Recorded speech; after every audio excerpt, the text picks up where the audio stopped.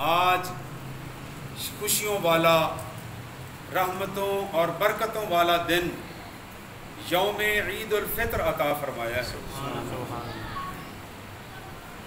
ہم نے 8:30 کا ٹائم اس لیے رکھا کیونکہ نماز عید الفطر میں دیر کرنا اور نماز عید الاضحیٰ میں ذرا جلدی کرنا یہ مستحب ہے۔ دوسری بات یہ ہے کہ نماز کے بعد چونکہ سارا دن ہم نے دوستوں سے گھر میں ملنا ملانا ہے، تو یہاں جتنی دیر اللہ کے گھر میں آپ بیٹھیں گے ہم پر اللہ کی رحمتیں اور برکتوں کا نزول ہوتا رہے گا۔ پتہ نہیں لوگوں کو بلا وجہ ہر کام میں جلدی کی کچھ عجیب سی عادت پڑ گئی ہے، اور اپنے ذاتی کاموں میں ٹائم کا کوئی خیال نہیں رکھیں گے، لیکن جب عبادت کا موقع آئے گا، مسجدوں کا موقع آئے گا، یہاں مسجدوں میں بھی، کئی مسجدوں میں، الحمدللہ ہماری مسجد میں تو نہیں ہے ایسا صورتحال، لیکن کئی مسجدوں میں یہ صورتحال ہے کہ جس طرح سبزی منڈی پہ لوگوں کی آوازیں اونچی ہو جاتی ہیں، مسجدوں میں بھی لوگ اپنی آوازوں کو بلند کر کے باتیں کرتے ہیں، اور اے بھائی یہ کوئی عام جگہ نہیں ہے، یہ خانہ خدا ہے۔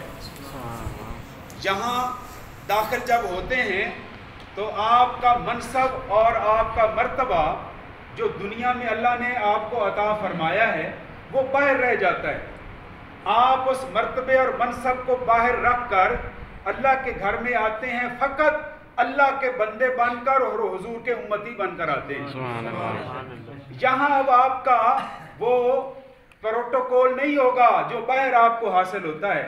اگر کوئی غریب، مزدور، مسکین، یتیم اگر پہلی صف میں آ گیا اور بعد میں اس کا کوئی مالک اس کو تنخواہ دینے والا وہ بعد میں آئے تو وہ ہرگز یہ نہیں کہہ سکتا چلو اٹھو یہاں میری جگہ میں بیٹھوں گا، یہاں میں نے سجدہ کرنا ہے۔ اگر وہ ایسا کہے گا تو اس کی نماز ہی نہیں ہوگی۔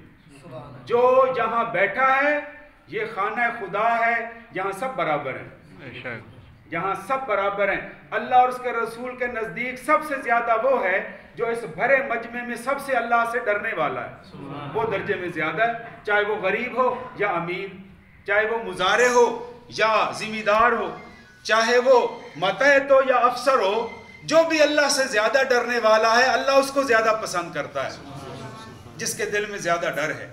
اس لیے آپ یہاں تشریف لائے ہیں تو جو آج آپ کے لیے میں نے موضوع ترتیب دیا ہے وہ آپ سماعت فرمائیں گے، اور میرے چینل کے ذریعے بھی جو یہاں سے غائب ہیں ان تک بھی یہ پیغام پہنچے گا، تو یقیناً آپ کا ایمان تازہ ہو جائے گا کہ اللہ پاک نے ہمیں یہ کیسی رحمتوں والے دن اور راتیں عطا فرمائی۔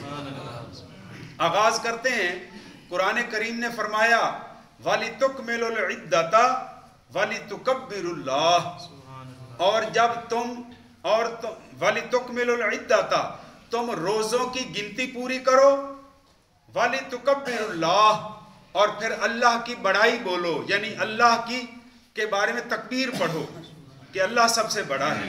یہ قرآن کریم سے ثابت ہے آج کی عید کا یہ موقع۔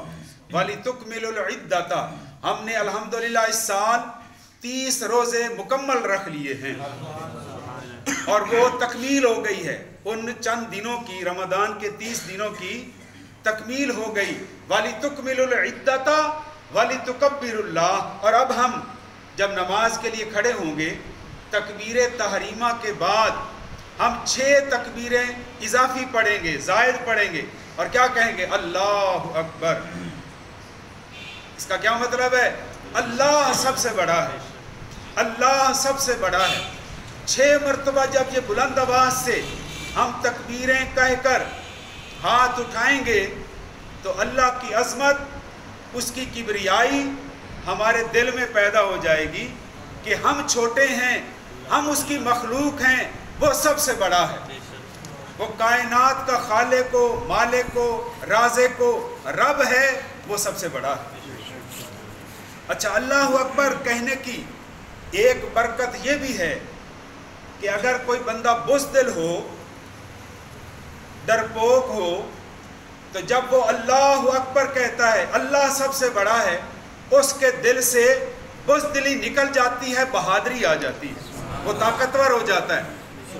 جس طرح دودھ، کھجور اور بادام سے، سیب کھانے سے آپ کا جسم توانا ہو جاتا ہے، اللہ اکبر کیسے کہہ کر آپ کی روح تازہ ہو جاتی ہے، آپ کی روح توانا ہو جاتی ہے۔ اب ذرا قرآن پاک کا زیارت کریں۔ حضرت موسیٰ علیہ السلام جوان ہوئے اور اللہ کی طرف سے حکم ہوا، اے میرے کلیم، میرا دشمن فرعون انسان ہو کر خدائی کا دعویٰ کر رہا ہے، حالانکہ اللہ وحدہ لا شریک میری ذات ہے، وہ میرا محتاج ہو کر لوگوں کو اپنے سامنے سجدے کرواتا ہے، وہ اپنے آپ کو خدا کہلواتا ہے، جاؤ اور اس کے سامنے میری توحید کا پرچم بلند کرو۔ اب حضرت موسیٰ علیہ السلام اکیلے ہیں، آپ نے اللہ کی بارگاہ میں یہ عرض کی، مولا ایک تو میں اکیلا ہوں، فرعون پورے مصر کا بادشاہ ہے، دوسرا میں نے بچپن میں ان کا ایک بندہ بھی مارا ہوا ہے، ایک قبطی بھی میرے ہاتھوں مارا گیا تھا، اگر میں وہاں جاؤں تو وہ مجھے گرفتار کر لیں گے، موت کی سزا نہ دے دیں، تیسرا زبان پر میری لکنت ہے، اسی فرعون کے محل میں انگارہ زبان پر رکھنے سے میری زبان جل گئی تھی، اب میری زبان میں توتلا پن ہے، سننے والے کو توجہ کے ساتھ سننا پڑتا ہے۔ میرے بھائی حضرت ہارون جو عمر میں بڑے تھے، حضرت ہارون حضرت موسیٰ علیہ السلام سے عمر میں بڑے تھے، لیکن مرتبے اور مقام میں حضرت موسیٰ علیہ السلام کو اللہ نے زیادہ فیض عطا فرمایا، تو بعض اوقات اس طرح بھی ہو جاتا ہے۔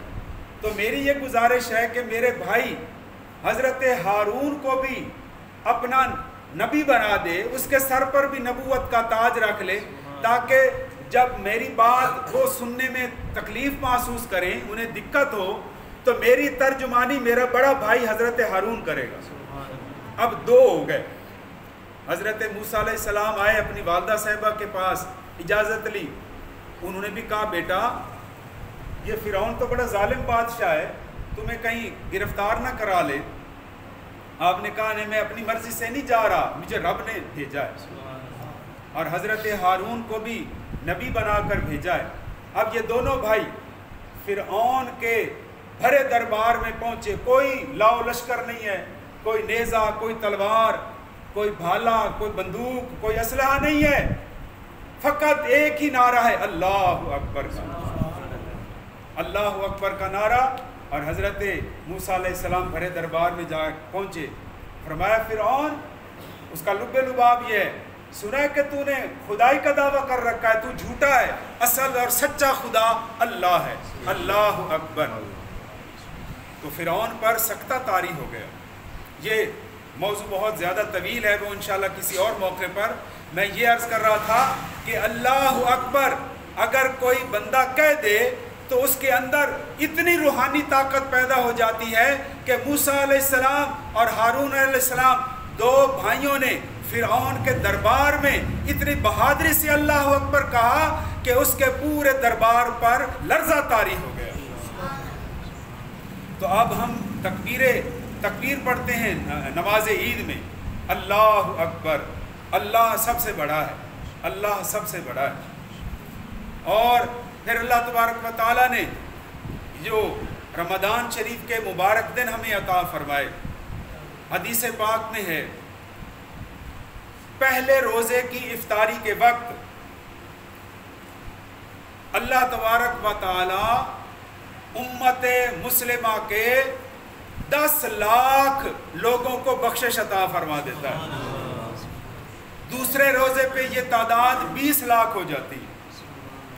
اسی طرح یہ سلسلہ چلتا رہتا ہے، اور جب رمضان شریف کا آخری دن آتا ہے، جیسے کل 30 تاریخ کا دن تھا، تو جتنے گناہگار پہلی رمضان سے لے کر 30 رمضان تک بخشے جاتے ہیں، ان کی تعداد کے برابر اور گناہگاروں کو بخش دیا جاتا ہے۔ اور جب رمضان شریف کی آخری رات آتی ہے تو نبی پاک علیہ الصلوۃ والسلام ارشاد فرماتے ہیں کہ اللہ تعالیٰ ارشاد فرماتا ہے فرشتوں گواہ ہو جاؤ، آج کی رات تمام روزہ داروں کو بخش دیا گیا ہے۔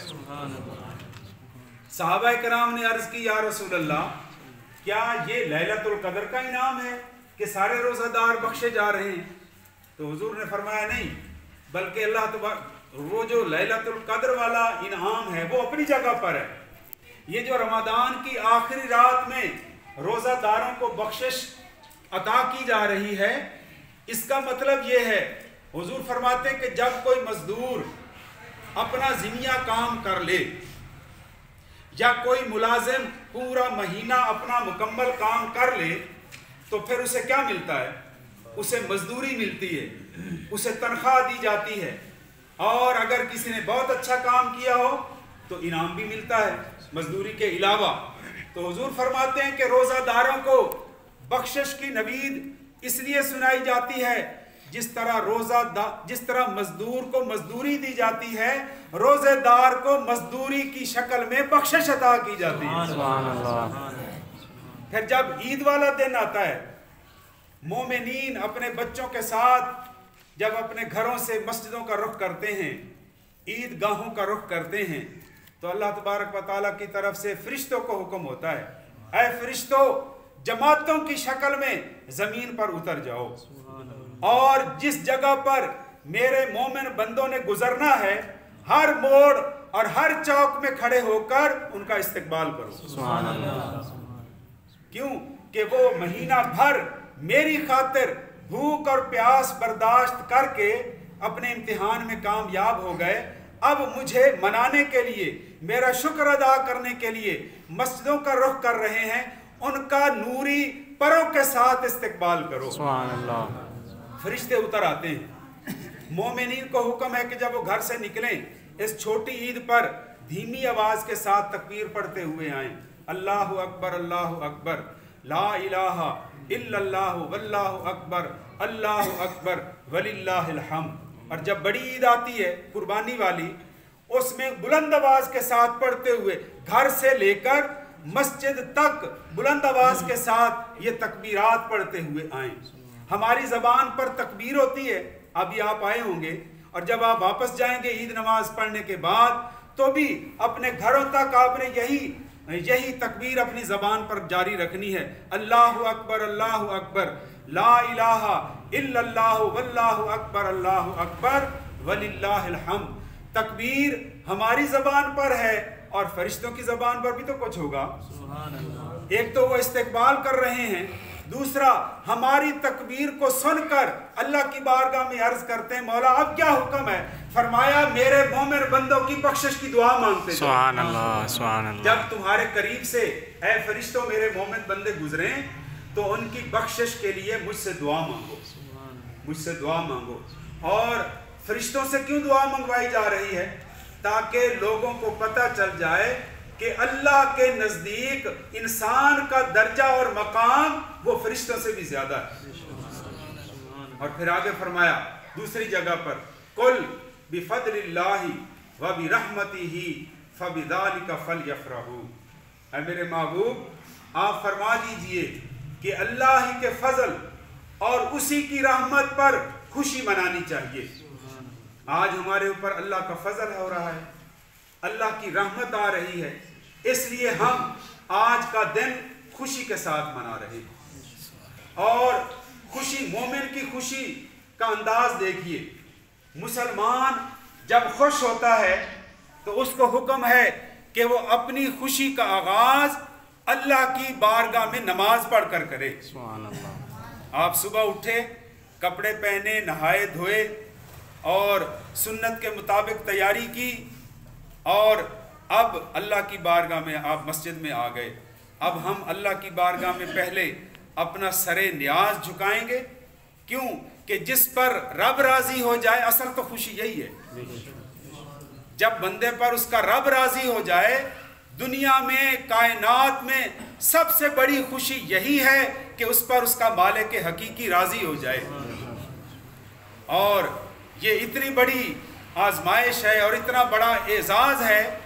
کوئی یہ اعزاز صحابہ کرام سے پوچھے جنہوں نے اپنی گردنیں کٹوا دی اور اپنے رب کو راضی کیا. ان کے لاشیں خاک و خون میں غرق ہو گئے لیکن پھر بھی وہ تر و تازہ ہیں. حتیٰ کہ ایک جنگ میں غالباً حضرت ابو عبیدہ ان پر کسی کافر نے وار کیا تو ان کا بازو آدھا کٹ گیا اور جنگ جاری ہے. اب بازو میں اتنی طاقت نہیں ہے کہ وہ لڑائی میں حصہ لے سکے، بلکہ وہ کٹا ہوا بازو نہ تو گر رہا ہے اور نہ ہی وہ ساتھ لگ رہا ہے، بلکہ وہ جہاد میں رکاوٹ بن رہا تھا. تو صحابی رسول نے اپنے پیر کے نیچے اپنے ہاتھ کو رکھ کر خود ہی اس کو جدا کر دیا تاکہ جہاد میں یہ بازو میری رکاوٹ نہ بنے. تو اتنی تکلیف اور آزمائش کے باوجود جب ان سے پوچھا جائے تو وہ یہی کہتے ہیں کہ اگر ہم پر اللہ راضی ہو گیا تو ہم کامیاب ہو گئے. آج ہم بھی خوشیاں تلاش کر رہے ہیں. ہم خوشیاں ڈھونڈتے ہیں اچھے کپڑوں میں. 5,000 کا سوٹ آپ نے پہن لیا، 2,000 کا برانڈ والا کوئی جوتا آپ نے پہن لیا. آپ دوسروں سے اپنے آپ کو ممتاز سمجھنے لگ گئے. میرا جوتا بھی اعلیٰ، میرے لباس بھی اعلیٰ، میں خوشبو بھی بڑی پیرس سے منگوا کے وہ لگائی ہوئی ہے. تو ہم خوشی ڈھونڈتے ہیں بیرونی چیزوں میں، کپڑوں میں، جوتوں میں، خوشبوؤں میں، لیکن خوشی باہر نہیں ہے، خوشی بندے کے اندر ہوتی ہے، من کے اندر ہے خوشی. اگر آپ کا دل خوش ہو جائے تو پھر پھٹے پرانے کپڑے، سادہ کپڑے بھی آپ کو لذت دیں گے. اگر آپ کا من راضی ہے تو ٹوٹا ہوا جوتا بھی آپ کو خوش رکھے گا. اور اگر آپ کے من میں اجاڑ ہے، اگر آپ کے من میں اداسی ہے تو پھر 10,000 کا سوٹ بھی آپ کو خوشی نہیں دے سکتا. تو خوشی لینے کے لیے اللہ تبارک و تعالیٰ نے ہمیں یہ موقع عطا فرمایا ہے کہ جب رمضان شریف اختتام پذیر ہو تو عید الفطر کی نماز سے پہلے، عید الفطر کی نماز سے پہلے گھر کا سربراہ اپنے تمام گھر والوں کی طرف سے، چاہے وہ بالغ ہوں یا نابالغ ہوں، چھوٹا شیرخوار بچہ بھی ہو، تو وہ اللہ کی رضا کی خاطر صدقہ فطر ادا کرے، فطرانہ ادا کرے. اب فطرانے کی بھی اس کو کیوں لاگو کیا گیا یہ بھی سن لیں کہ صدقات 2 قسم کے ہیں، صدقات واجبہ اور نفلی صدقات. زکوٰۃ، فطرانہ اور عشر یہ صدقات واجبہ ہیں، نہیں دیے جائیں گے تو ہم سے پوچھا جائے گا. اور نفلی صدقات جیسے آپ نے دیگ پکا لی، کلو کھجوروں کا تقسیم کر دیا، کسی کو کپڑے لے کر دے دیے، یہ نفلی صدقہ ہے. چاہے کریں تو ثواب ہے، نہ کریں تو آپ سے پکڑ نہیں ہوگی، پوچھا نہیں جائے گا. لیکن صدقات واجبہ میں یہ جو فطرانہ شامل ہے اس کی حکمت ایک یہ بھی ہے کہ روزے کے دوران اگر ہم سے کوئی غلط کام ہو جائے، حالانکہ روزہ صرف زبان کا نہیں ہے، صرف کھانے پینے سے رک جانے کا نہیں ہے، آنکھ کا بھی روزہ، کوئی غلط چیز نہ دیکھیں، کان کا بھی روزہ، کوئی غلط بات نہ سنیں، ہاتھ کا بھی روزہ، کوئی غلط چیز کو نہ پکڑیں، اور اس پیر کا بھی روزہ کہ غلط راستے کی طرف نہ جائیں. ان تمام چیزوں سے پابندی کا نام ہے روزہ. لیکن پھر بھی اگر روزے دار سے کوئی غلطی سرزد ہو جائے، روزے دار سے کوئی خلاف ادب کوئی کام سرزد ہو جائے، تو پروردگار عالم نے ہمیں موقع عطا فرمایا ہے، اے میرے روزہ دار، روزے کی حالت میں اگر تجھ سے کوئی غلطی ہو بھی گئی ہے تجھے گھبرانے کی ضرورت نہیں ہے، اپنے روزوں کا فطرانہ دیتا جا، میں تیرے روزے قبول کرتا جاؤں گا. تجھ سے جو غلطی ہو گئی اس فطرانے کی وجہ سے تیری وہ غلطی معاف ہو جائے گی اور تیرے روزے میری بارگاہ میں قبول ہو جائیں گے. حدیث پاک میں دوسری حدیث پاک یہ ہے کہ روزے جب فرشتے لے کر آسمانوں کی طرف جاتے ہیں، یا رب العالمین یہ تیرے فلاں بن فلاں کے 30 روزے آ رہے ہیں، یہ فلاں کے روزے آ رہے ہیں، یہ فلاں بی بی کے روزے آ رہے ہیں، تو پروردگار عالم کے حبیب فرماتے ہیں اگر اس بندے نے فطرانہ ادا کر دیا گیا ہوگا تو ان روزوں کو اجازت ملتی جائے گی، پہلے سے، دوسرے سے، تیسرے سے آسمان، وہ اوپر ہی اوپر اللہ کی بارگاہ میں پہنچ جائیں گے۔ اور اگر اس نے فطرانہ نہیں ادا کیا تو روزے درمیان میں لٹک جائیں گے، فطرانہ دے گا تو روزوں کو جانے کی اجازت ملے گی۔ اور تیسری حکمت یہ ہے کہ ہمارا دین اسلام یہ چاہتا ہے کہ خوشی صرف امیروں تک ہی محدود نہ رہے۔ جو سارا سال گوشت کھاتے ہیں، جو سارا سال نئے نئے کپڑے پہنتے ہیں، انہوں نے کبھی پیوند والا کپڑا پہنا ہی نہیں ہے، ان کے پاس تو دولت کی فراوانی ہے۔ اور اللہ پاک نے غریبوں کو بھی پیدا فرمایا، جس طرح وہ امیروں کا رب ہے، غریبوں کا پالنے والا بھی وہی ہے۔ اب کوئی یہاں یہ بھی نہ سمجھے کہ امیروں کو وہ اللہ ان پر زیادہ راضی ہے اس لیے انہیں زیادہ پیسہ دے دیا، اور غریبوں نے کوئی خدا نہ خواستہ کوئی بہت بڑا گناہ کر لیا ہے کہ ان کے پاس کھانے پینے کی چیزیں وافر نہیں ہیں۔ ایسی ہرگز بات نہیں ہے۔ قرآن کریم یہ فرما رہا ہے امیروں کو دے کر آزماتا ہے، غریبوں سے لے کر آزماتا ہے۔ اگر امیر امارت کے باوجود اللہ کا شکر ادا کرتا رہے، رب اس پر راضی ہو جاتا ہے۔ اور اگر غریب اپنی غربت کے باوجود صبر کرے، مولا جس طرح تو راضی، تیرا بندہ بھی اسی طرح راضی، اللہ اس پر بھی راضی ہو جاتا ہے۔ یہ معیار حق نہیں ہے کہ کسی کے پاس دولت زیادہ ہے وہ زیادہ پیارا ہوگا اللہ کا، اور کسی کے پاس نہیں ہے تو وہ اللہ کا گناہ گار ہے، ایسی بات نہیں ہے۔ بلکہ یہ آزمائش کے طریقے ہیں، یہ اس کی حکمتیں وہ بہتر جانتا ہے۔ تو پروردگار عالم نے کیا فرمایا کہ خوشی صرف چند گھرانوں تک محدود نہ رہے، میں امیروں کے روزے قبول ہی اسی وقت کروں گا جب یہ غریبوں کو اپنی جیب سے فطرانہ ادا کریں گے، تاکہ وہ بھی خوشیوں میں شامل ہو جائیں، وہ بھی خوشیوں میں شامل ہو جائیں۔ لہٰذا جس کو اللہ تعالیٰ نے زیادہ دیا ہے وہ اللہ کی بارگاہ میں پیش کرے۔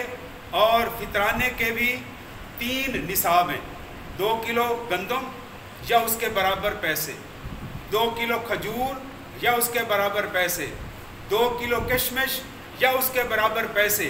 اب اجوا کھجور تو میرا خیال ہے 2000 یا 3000 روپے کا کلو ہے، تو اگر امیر لوگ جس کی آمدن کروڑوں اور اربوں میں ہے وہ کھجور کے مطابق فطرانہ ادا کرے تاکہ غریب غریب نہ رہیں اور ان کو بھی خوشی ملنے کا موقع نصیب ہو جائے۔ اور اگر دولت چند ہاتھوں میں رہ جائے تو اس میں زیادہ خرابیاں پیدا ہو جاتی ہیں۔ آپ نے دیکھا نہیں ہے کہ جن امیر لوگوں کے پاس اندھی دولت ہوتی ہے ان کے کتے بھی وہ اے سی گاڑیوں میں سفر کرتے ہیں، تو یہ فضول خرچی نہیں، یہ انسانیت کی تذلیل ہے۔ ان کے گھوڑے بھی سیبوں کے مربے کھاتے ہیں، ان کے پاس ان کو پتہ ہی نہیں ہے کہ دولت کتنی ہے۔ تو اللہ اس کے رسول نے یہ پابندی لگا دی، اے امیرو اگر تمہیں یہ دولت زیادہ دی گئی ہے تو تمہارا منہ زیادہ سونا نہیں ہے بلکہ اس میں غریبوں کا حصہ بھی ہے۔ اللہ کی راہ میں غریبوں کو دیتے جاؤ، اللہ کو راضی کرتے جاؤ۔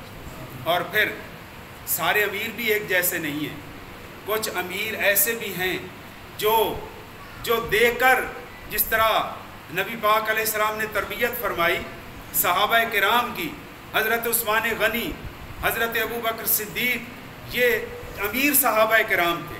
حضرت عبد الرحمن ابن عوف یہ مدینہ کی منڈی کے سب سے بڑے تاجر تھے، اور جب اللہ کی راہ میں دینے کی باری آتی تھی، نبی پاک علیہ السلام اسی طرح ممبر پر جلوہ افروز ہیں، حضور نے فرمایا تبوک کی جنگ ہو رہی ہے، اللہ کی راہ میں خرچ کیا جائے۔ حضرت عثمان غنی کھڑے ہوئے، یا رسول اللہ پورا 100 اونٹ سامان سے بھرا ہوا آپ کی خدمت میں پیش ہے۔ حضور خوش ہوئے اور فرمایا کہ دعا دی، پھر مزید ترغیب فرمائی۔ آپ نے عرض کی یا رسول اللہ 200 اونٹ پیش کرتا ہوں۔ سرکار نے پھر ترغیب دی، عرض کی یا رسول اللہ 300 اونٹ سامان سے بھرے ہوئے عثمان غنی کی طرف سے قبول کیجئے۔ نبی پاک علیہ السلام خوش ہو کر ممبر سے نیچے تشریف لائے اور فرمایا عثمان آج کے بعد جو کرتا جائے گا اللہ تجھے جنت میں اعلیٰ مقام دیتا جائے گا۔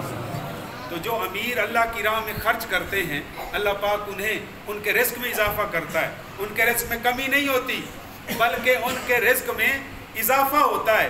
حضور کے دور میں 2 بھائی تھے، ایک بھائی زیادہ محنت مزدوری کر کے کما کے لاتا تھا، دوسرا بھی محنت تو کرتا تھا لیکن وہ نماز روزے کی زیادہ پابندی کرتا تھا. ایک دن وہ بڑا بھائی حضور کی خدمت میں آ کر عرض کرنے لگا, یا رسول اللہ کھاتے برابر میں ہیں, میں زیادہ کام کرتا ہوں, یہ میرا بھائی نماز روزے میں زیادہ لگا رہتا ہے, یہ کام تھوڑا کرتا ہے, تو کیا حکم ہے؟ سرکار نے مسکرا کے فرمایا, اوے اس پر اعتراض کرنے والے, اسی کا صدقہ تجھے اللہ عطا کر رہا ہے. سبحان اللہ. تو بعض اوقات اس طرح بھی ہو جاتا ہے کہ بندہ ہم ہو سکتا ہے جس کو ہم دے رہے ہوں اسی کے صدقے میں اللہ ہمیں عطا کر رہا ہو. لہٰذا اپنی جیبوں کے بٹن کھول دو, اپنے ہاتھوں کو کھول دو, اپنے رزق حلال سے اللہ کی راہ میں دیتے جاؤ اور اللہ کی رحمتوں کو حاصل کرتے جاؤ. لیکن حرام کا مال اللہ کی بارگاہ میں قبول نہیں ہوتا. اگر کوئی بندہ یہ سمجھے کہ میں سارے غلط کام کر کے 10 دیگیں پکا دوں گا تو بخشا جاؤں گا, وہ قبول نہیں ہوگی. بلکہ حدیث پاک میں یہ بھی ہے کہ جب کوئی عمرہ کرنے والا یا حج کرنے والا جب حج کے لیے جاتا ہے اور اس کا پیسہ حرام کا پیسہ ہو, تو جیسے ہی وہ کہتا ہے لبیک اللہم لبیک, تو اللہ کی طرف سے حکم ہوتا ہے لا لبیک, لا لبیک ولا سعدیک وحجک مردود. اللہ پاک فرماتا ہے تو حرام کے پیسے سے میرے گھر میں کیا لینے آیا ہے؟ تو لبیک لبیک کہہ رہا ہے, میں رب تیرے لبیک کو قبول نہیں کروں گا, تیرے لیے کوئی خوش قسمتی نہیں ہے, بلکہ تیرا حج تیرے منہ پر مارا جاتا ہے. تو اللہ تبارک و تعالیٰ وہ حلال کو پسند کرتا ہے. اگر حلال کا آپ صرف 10 روپے بھی کسی کو دے دیں تو اس کا بھی بڑا درجہ ہے, اور حرام بے شک آپ کروڑوں لاکھوں لٹاتے جائیں اس کی کوئی قدر و منزلت نہیں ہے. لہٰذا اللہ پاک ہمیں یہ چندے کے لیے آپ کے پاس مسجد کے نمائندے آ رہے ہیں, اللہ تبارک و تعالیٰ آپ کو اپنے رزق حلال سے زیادہ عطا دینے کی توفیق عطا فرمائے. تو میں عرض کر رہا تھا کہ پروردگار عالم وہ بڑا قدردان ہے. اگر آپ اس کی بارگاہ میں کوئی چھوٹی سی چیز بھی پیش کر دیں, حدیث پاک میں آتا ہے کہ ایک کھجور کا دانہ اگر آپ صدقہ دے دیں تو اللہ تبارک و تعالیٰ اس کھجور کے دانے کو اپنے دست قدرت میں لے لیتا ہے. سبحان اللہ. اور پودے کا کیا کام ہے کہ جب اس کے گٹھلی کو زمین میں بویا جائے تو وہ تناور درخت بن کر نکلتا ہے, پھر اس سے ہزاروں اور لاکھوں پھل لگ جاتے ہیں. تو اسی طرح فرمایا گیا کہ جب دست قدرت میں اللہ پاک کسی مومن بندے کی کھجور کے ایک دانے کو لیتا ہے, وہ کھجور کا دانہ بڑھنا شروع ہو جاتا ہے, حتیٰ کہ قیامت میں جنت میں وہ کئی گنا اس کو زیادہ عطا کر دیا جائے گا. تو اللہ تبارک و تعالیٰ کی بارگاہ میں دعا ہے پروردگار عالم ہمارے روزے قبول فرمائے, اور ہمیں کنجوسی سے بھی بچائے اور فضول خرچی سے بھی بچائے. اگر کنجوس کے بارے میں حکم ہے کہ وہ بھی جنت سے دور رہے گا, تو فضول خرچ کے بارے میں بھی فرمایا کہ وہ شیطان کا بھائی ہے جو فضول خرچی کرتا ہے. مومن درمیان والا راستہ اختیار کرتا ہے, صحیح جگہ پر دل کھول کر خرچ کرتا ہے, اور غلط جگہ پر 1 روپیہ بھی خرچ ہو جائے تو اسے افسوس ہوتا ہے. تو میں پیارے بچوں سے آج گزارش کروں گا کہ اپنے والدین کی جیب کا خیال کریں. مہنگائی بہت زیادہ ہے, آپ انہیں بلا وجہ فضول خرچی کرتے ہوئے ان کے پیسے کو برباد نہ کریں, صحیح جگہ پر خرچ کریں, کھائیں اور پئیں, حق حلال کا کھائیں, لیکن فضول خرچی سے بچیں. اللہ تبارک و تعالیٰ میری اور آپ کی حاضری قبول و منظور فرمائے. یہ دروازہ کھول دیں.